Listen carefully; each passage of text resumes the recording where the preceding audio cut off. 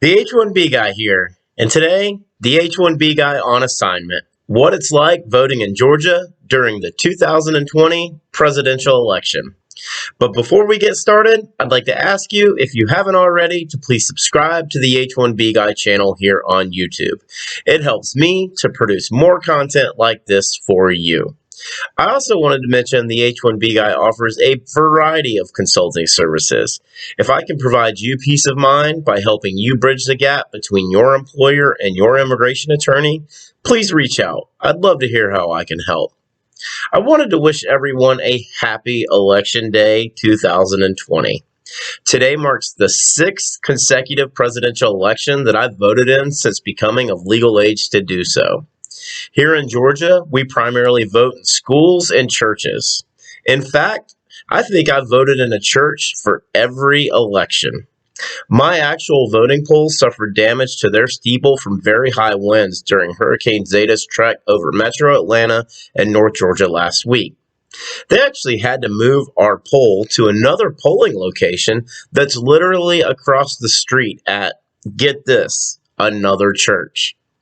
Very thankful for the church opening their doors as a place of polling for their precinct and for mine in our time of need as well. I loaded up the car with my 2 kids at 10:30 Eastern Time, and my kids are both home from school as schools are closed today, giving me an opportunity to set a good example and teach them the importance of democracy. Extremely important to leave that legacy with them. I can't remember a time when either of my parents ever missed an election. I distinctly remember both of my parents taking me with them to vote in the 80s and 90s when it was all paper ballots with pin-pushed holes. Every vote counts, at least until you attempt to let your kid turn in your ballot. More on that later. We parked in the church parking lot at around 10:35 a.m. We were then directed to a location down a hall and up some stairs. There was no one in line while we were walking in. Once I arrived in the large room, I stood behind one other person waiting in line to be checked in. In Georgia, there are several forms of ID that are acceptable to vote, but I simply use my driver's license. The very nice lady checking me in was using a connected iPad. I set my license into a scanner connected to the iPad and then was provided with a stylus pen to review my information on the screen and provide an electronic signature. Once completed, I was given a green plastic key card with a chip and directed to any open voting station. Taking a quick survey count, there were 10 voting stations set up and 3 of them were vacant. I went to one on the very end as I had my kids in tow and wanted to make sure they weren't getting too close to anyone else trying to vote other than myself. I'll share a sample ballot of what my ballot looked like in the description below. On my ballot, along with the president, included 2 Senate seats. One seat's term was ending and up for re-election, and it's looking like it could be a coin flip victory for either candidate. The other was a special election due to the retirement of former U.S. Senator Johnny Isakson.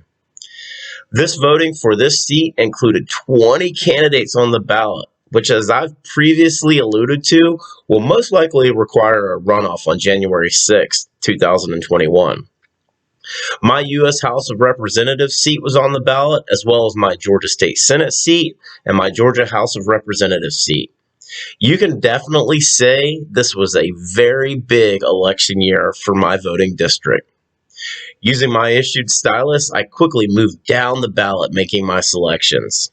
Once finished, I did a quick review and printed my ballot on the printer station below the screen. My daughter grabbed the paper ballot, which included a QR code at the top half and all of the individuals I voted for on the bottom half. We moved over to a very large black machine which looked very similar to a BizHub. My daughter went to place my paper ballot into the scanner, and we were quickly stopped by one of the polling workers. It is evidently illegal for someone underage to place the paper ballot in the scanner. Who knew? I removed the paper ballot and then quickly replaced it under my own will. Voila! My ballot was accepted. I placed the issued stylus on the table along with my green plastic key card, grabbed a Georgia I Voted sticker, and was on my way. We arrived back to our house at around 10:50 a.m. Eastern Time. The round trip for my entire voting experience was 20 minutes, and that includes the 10 minutes of drive time. It felt really good to be a part of history, exercising my right to vote and showing my kids why it's so important. My experience was easy. I was in and out with no stress or waiting. Thank you to all the poll workers who are making it possible for people like me to get out and vote. I know this content strays away from what this channel typically discusses, but I wanted to share my voting experience with all of you.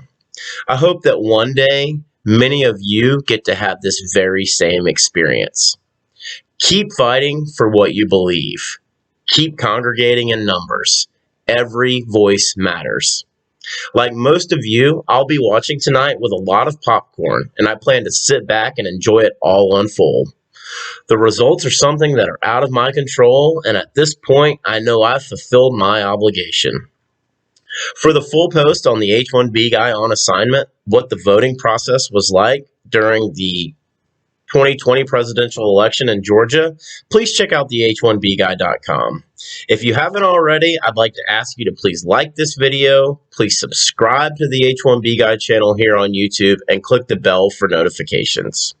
If you've made it this far, I just want to say thank you for taking the time to watch my content.